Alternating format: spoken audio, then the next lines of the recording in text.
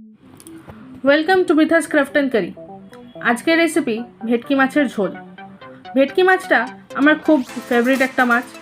মাছটা আমাকে ভেজে দিন, ঝোলে দিন, চপ বানিয়ে দিন, কাটলেট বানিয়ে দিন, ফ্রাই করে দিন, কিংবা পাতুরি বানিয়ে দিন, যেভাবেই দেবেন সেভাবেই আমার এই মাছটা খুব ভালো লাগে।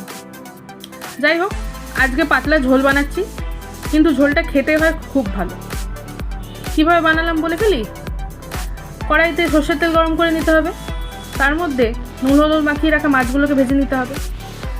সেই তেলেই মাছগুলো তুলে নেওয়ার পরে দিয়ে দিতে হবে পাঁচফোড়ন। পাঁচফোড়নটা একটু ভাজা ভাজা হয়ে গেলে তার মধ্যে দিয়ে দেবো আলুগুলো। লম্বা লম্বা করে কাটা আলু এখানে দেবো আমি, দিয়ে ভালো করে নেড়ে চেড়ে নিতে হবে যতক্ষণ না আলুটা একটু লালচে হয়ে যাচ্ছে। তার মধ্যে দিয়ে দেবো আদা বাটা। বেশি কিছু লাগে না এই মেনুতে। ভালো করে কষিয়ে নিতে হবে কিছুক্ষণ। কষিয়ে নেওয়ার পরে দিয়ে দিচ্ছি চেরা কাঁচা লঙ্কা, তারপরে হলুদ আর লঙ্কার গুঁড়ো। ব্যাস, আর কোনো মশলা এতে লাগে না। এরপরে দিয়ে দিচ্ছি এখানে টমেটো সস।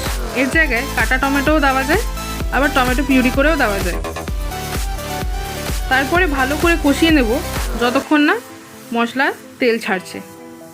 তেল ছেড়ে গেলে এর মধ্যে পরিমাণ মতো জল দিয়ে দেবো। পরিমাণটা নিজের মতো।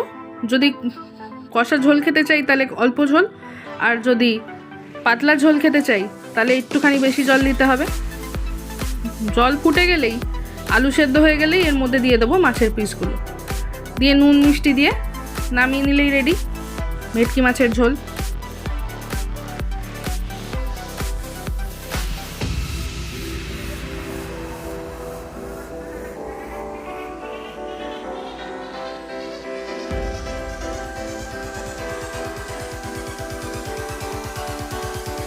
ভিডিওটা ভালো লেগে থাকলে লাইক, শেয়ার অ্যান্ড কমেন্ট।